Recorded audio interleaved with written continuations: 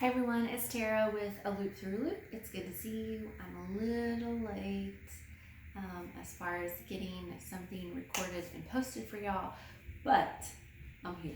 Better late than never. I'm gonna go through everything that I've made over the last little over a month.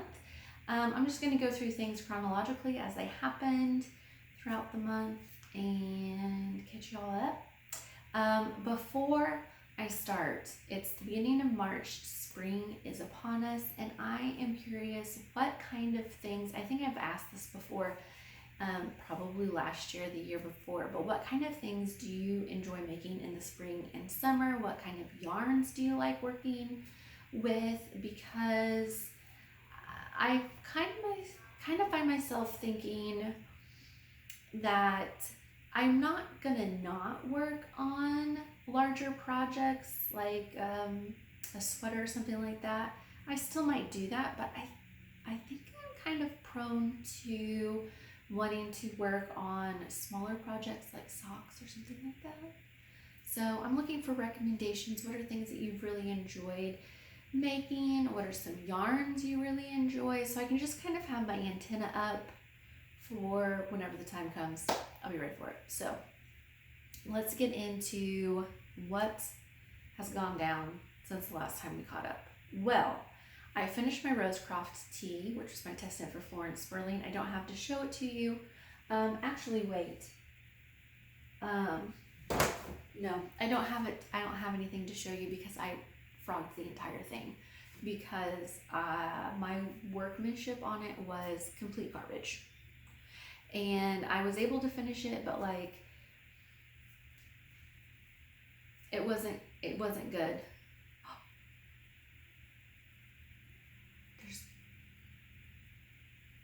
There's a cardinal outside of our window. Sorry, focusing. Okay, so that's the pattern that I'm gonna go back and I'm gonna rework. I was really bummed because I liked my colors and everything like that. It's a fingering weight, all color work sweater. The colors were perfect for spring, but it was not up to what I know that I am capable of doing. And I by no means expect my knitting to be perfect or anything like that. But with that said, knitting is something that I enjoy learning about, and I want to continuously work to become better and better and better and better, and that was not better. So I ripped that out, frogged it. I also frogged my woolen honey because I got to the sleeve separation. I knit like maybe an inch and a half, did a try on again, and was like, no, this isn't, no. No, I'm stopping now. There are other things that I could knit that I would feel a lot more peace working on. I'm just gonna take this out. And so now I have this beautiful Jasper yarn from Holst Super Soft that will become something else. I don't know what it is at the moment, but now I have it. What I did finish is I did finish my Stagecoach. Now this was complete process. This was a complete process knit. The only reason that I have not frogged this is because I'm not sure if I actually don't like it or I'm so disheartened with the other circular yokes that I'd worked on that I'm just like, ew. So I'm holding on to this for a later date if I try it on and then I decide I like it. There are certain things that I found out that I don't really like. I don't like the difference in fabric between this cotton wool blend and then up here I have some yarn that's more a little fluffier, a little more woolly, so it's changed the density of the fabric. So I just feel like the difference in density in the fabric is kind of part of the problem. I feel like the yolks may be a little bit too big. It does the ripple-y thing That's really my big gripe. I just feel like the fit with a circular yoke, for me, is trickier to nail down than like anything else. And by anything else, I mean a raglan or a drop shoulder, because those are the only other two kinds of constructions that I've made other than a round yoke. I just feel like round yoke is just hard to get the fit right for me. I haven't figured it out. I know, gauge, swatch, take the correct measurements, use the upper bust measurement to find your size, and like, I know all these things and I keep them in mind, and I don't neglect those things. Like, I know my upper bust measurement. I know my relative gauge because I use the same kind of yarns over and over and over. I digress. Things that I love the 2x2 rib with the rolled, I don't know, what do we want to call this? Like the rolled detail at the end. So I just used that for all of my ends. I did a 2x2 rib and then 3 rows of stockinette bind off. And I do change needle sizes when I do that. So I did it on the sleeves. I did it on the bottom of the body. I like the finished, unfinished look. Like, it's the 2x2 rib is very finished, it's neat, and then the rolled edge is kind of like unfinished. So it's like finished, unfinished. I don't know. I did it, this was used when I knit my bright sweater and I just really liked it, so I repeated it here. I did not mind knitting all the 2x2 rib, didn't mind it at all. Knit the sleeves straight. Actually, I'll be honest, I love everything except the yoke. I don't like the yoke, not because of the color, but because the fabric density and the fit. I mean, really, that's the end of it, okay? Short story long, that's it. Oh gosh. I also, a new cast on that you didn't know about, but something that I was able to finish, is an Oslo hat.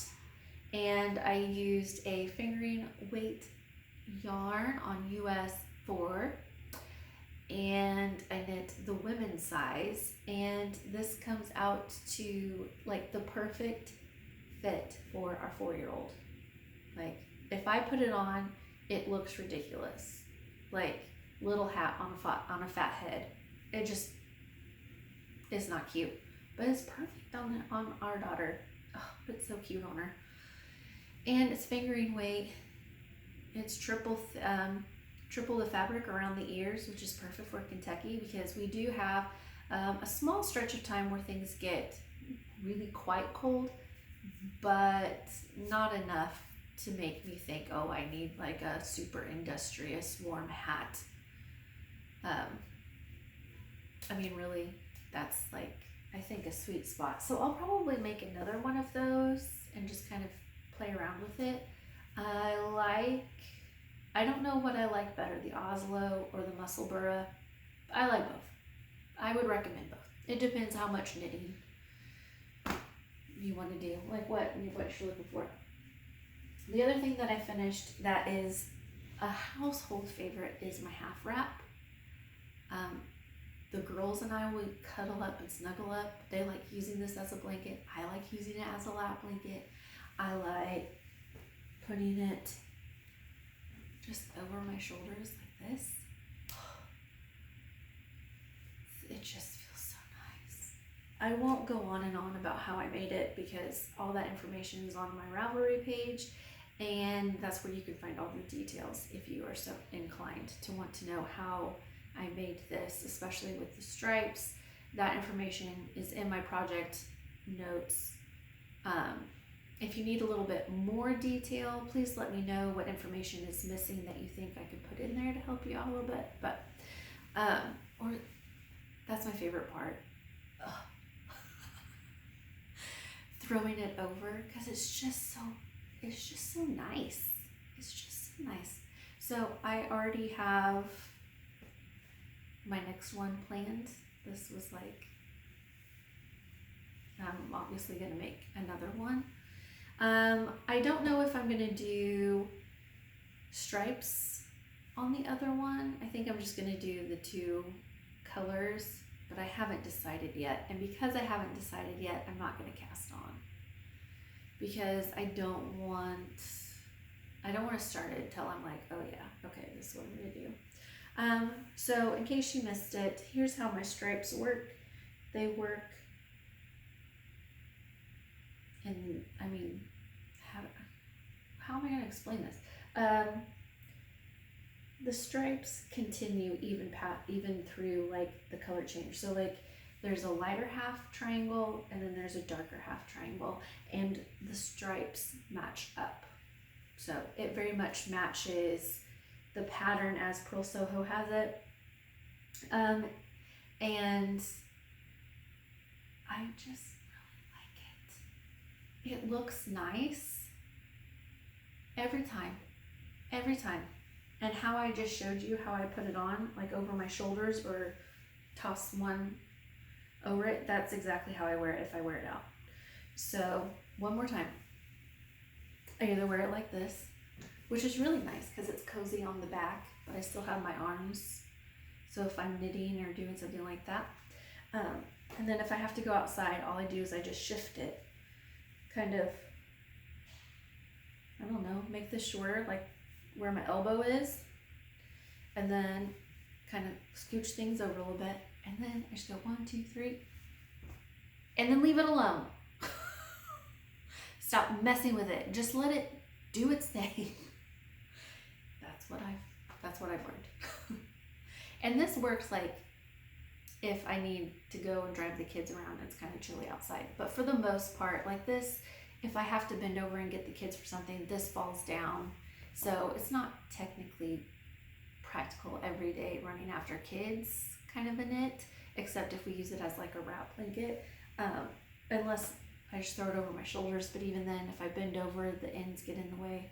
This is a project worth wrapping up in when it's time to be still, when it's time to sit and knit or sit and read or just be still. This is great for that. So I'm gonna make more because I'm for the stillness. Okay. So then the next thing that I thought, okay,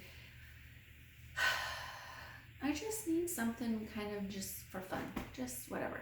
So I cast on for Florence Sperling's Joan shawl, and I finished the center panel, which I have hanging up here, and this is all out of, oh no, it's not. It's a mix of Holst, super soft. I had to think about that. It's a mix of Holst super soft and Knit Picks palette that I just had in my stash as far as the colors are concerned. And I finished the center motif, and I started on the right tip, and then I just thought, no, I think I'm good. Like this was really fun. I really enjoyed this. I think I'm done.